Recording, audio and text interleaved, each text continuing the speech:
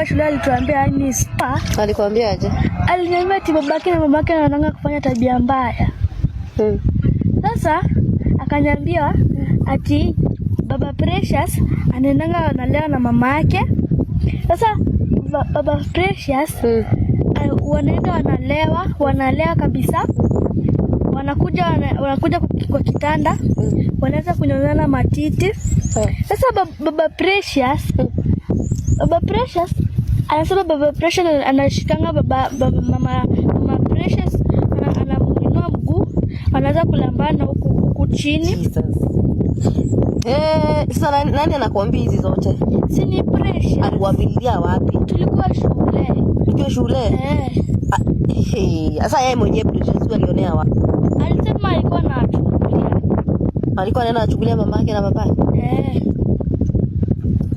Gai mwadhani. Yaani mnaenda kuongelea kuhusu wazazi? Hapana, mimi siongeleleangi, na ananiambianga. Precious huyu? Mko class moja na Precious?